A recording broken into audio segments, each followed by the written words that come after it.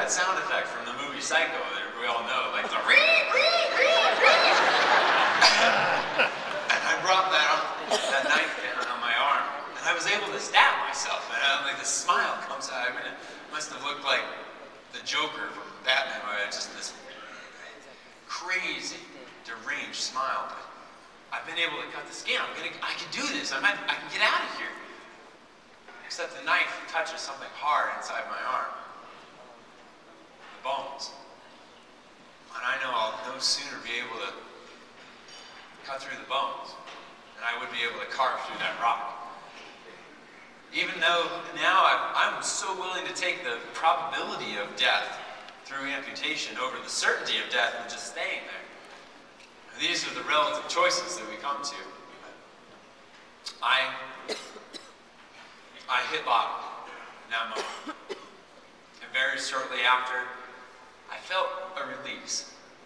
It was a moment of beauty, really, because this is the transition where I went from trying like anything that I could do to get myself free and understanding it was no longer up to me. There was no longer anything I could do. It was a moment of surrender. It wasn't giving up hope. I still really wanted to get out of there, but it was of giving up control. That was profound. I'm not the kind of person in my life who so easily just gives up control. I'm very type A, and that's it. That moment, though, was a moment of faith. It was stepping into a different place, of letting it go to somebody else's hands for a while. And I felt peace. I'm standing in my grave. I've left my will and testament, and I'm okay with that. Now, that fifth night, I don't think I'm going to make it through that night. I'm down to the last few minutes, and I take my knife, and this time, not even looking at my arm, I hold up over the wall above my shoulder, and I start etching my name, A-R-O-N, and then O-C-T, 7-5, October 75, A-P-R, 03, my birth month, my death. That day was April 30th.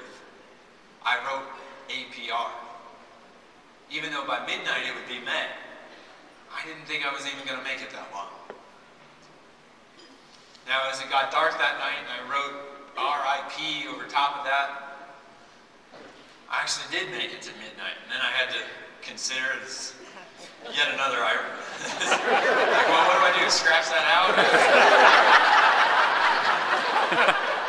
Can't I do anything right? Oh. Pathetic. I leave it there, and I know it's not going to make any difference. I'm not going to see the dawn. In some moment, I can't sleep. It's been 120 hours that I've been trapped there, and I'm not able to sleep because if I weaken even with that moment of drowsiness, my weight dropping onto my arm makes the pain surge.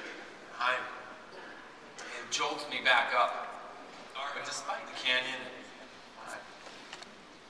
I see myself leave the canyon.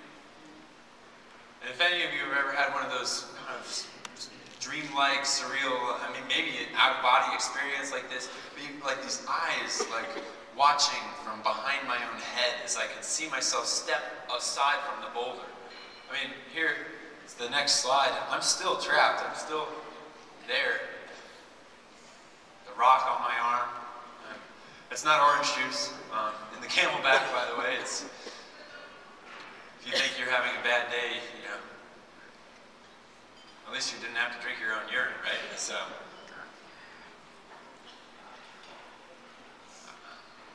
I leave this, and I walk into the comfort of a living room. And in this living room, there's a little boy, blonde hair, red shirt, playing with a truck, wood floor, and he stops, he drops the truck, he jumps up. Again, with those eyes behind my head, I see him come running over to me, and I watch as I bend down and scoop him up with my left hand and a handless right arm, and I carry him then.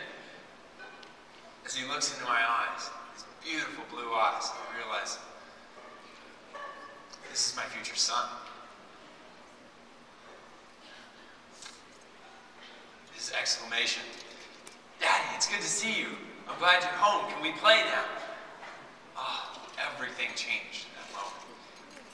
It vanished back to the darkness in the bottom of that canyon, this most horrific night. Temperature down to 40 degrees. I'm shivering hypothermically. I've lost 40 pounds over the 6 days that I've been there.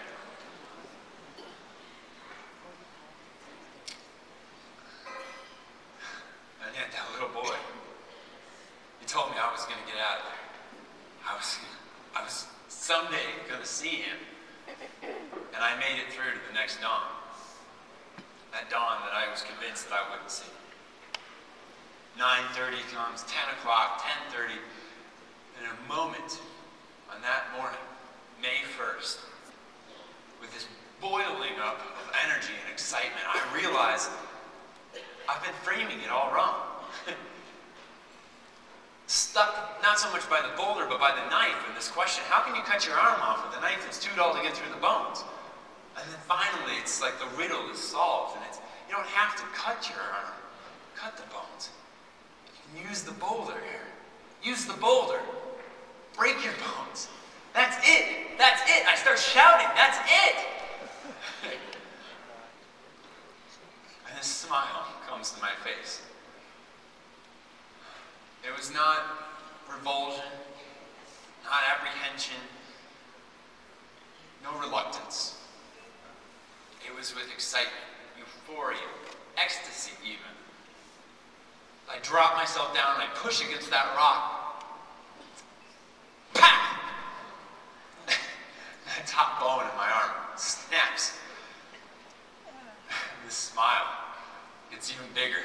I reach over the top of the rock. I start pushing with my legs until I can bend my arm up, and then pah! That second bone, because there's two, as any of you didn't know.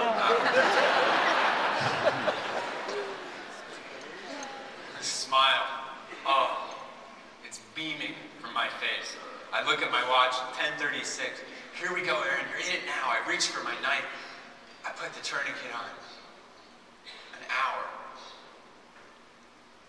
Very objectively, working it through. The hard part